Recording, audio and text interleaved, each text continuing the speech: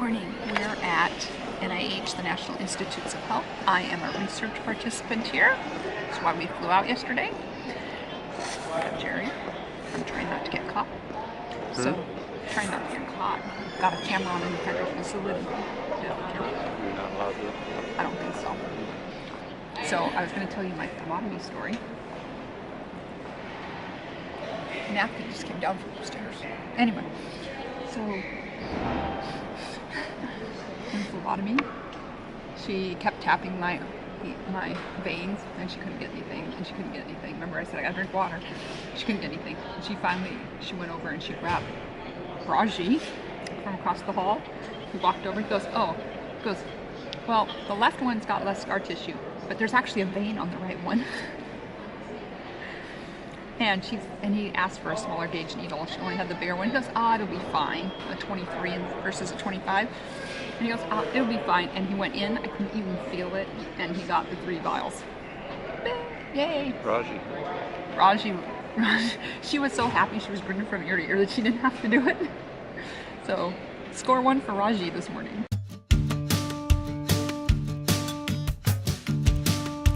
So I am on the 10th floor of the clinical center getting my eyes dilated for my eye exam, and I went to use the restroom. I wanted to show you something I always find interesting.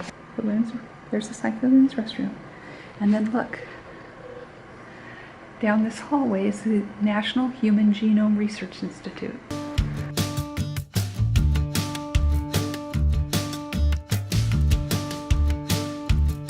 We are headed to MRI.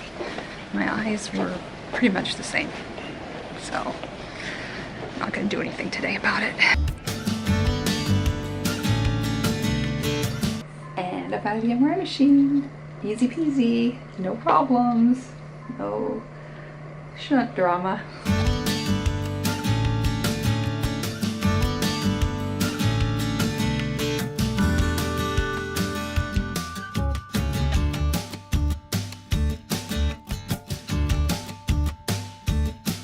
So, there's a little bit of a story. Can you guess what it's about?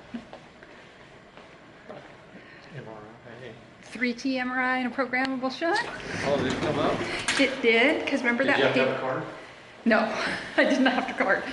But remember that paperwork that we signed that I got, and on the second page it said up to 1.5. He looks at that and he goes, I don't know. I'm not supposed to do 3T. It says that right here. And I'm just like, oh, here we go again.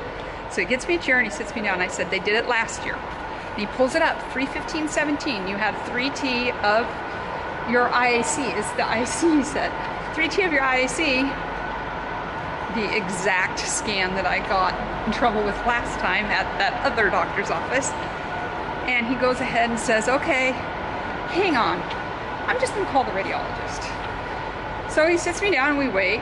Radiologist doesn't call him back.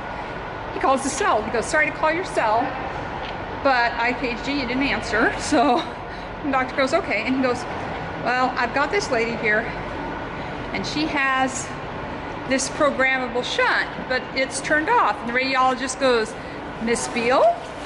And he says, yes, Miss Beal. And the radiologist goes, oh yeah, we know the story with her. You go ahead and put her in the 3T. And he goes, but it's the 3T machine. And he goes, yeah, it's fine. Put her in. He knew who I was on the phone, on his cell phone, like from his car or whatever.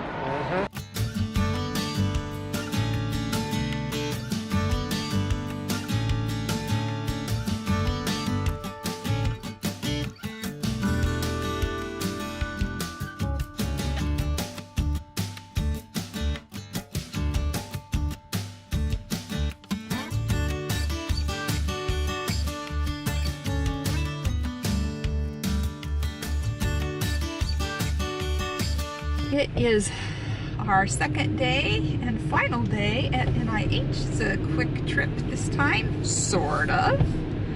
First, I have my doctor's appointment with the neurological surgery team, and then we wait for vouchers. Some of my expenses are covered for this trip, and so I need to submit my receipts and then have those expenses paid. I have 2 choices. I can take that in cash same day, or I can wait and they can mail me a check in 5 weeks. So I tend to go with the cash. The only thing is that it can take 4 or 5 hours. So I will drop this stuff off hopefully before my appointment, before 10, and then usually I'll have a pickup time around 2. So it'll be a quick appointment and then a lot of sitting around. So we are hoping for good news. Good news at NIH means stable. So we're hoping for stable this morning.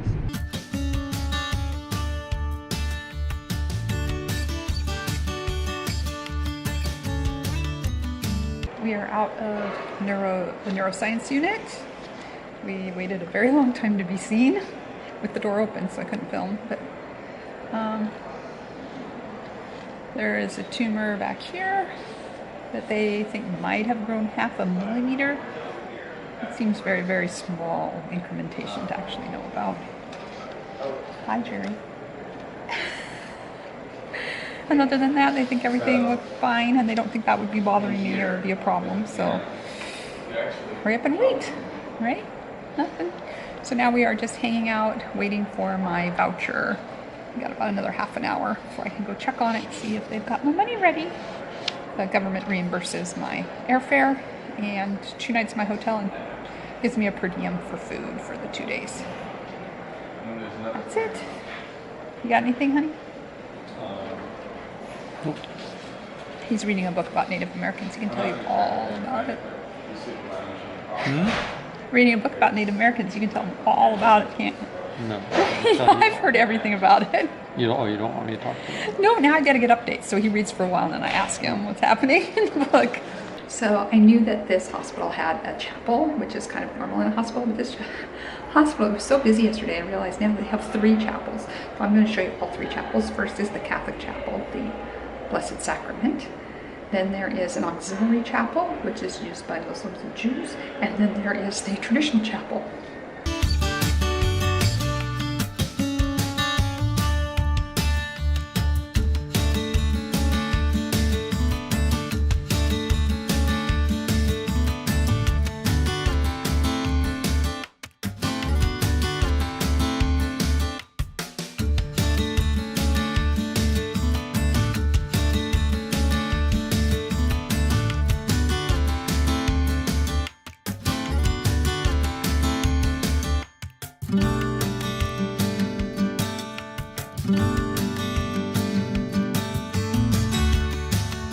Thank you so much for watching. Don't forget to subscribe. See you soon. God bless.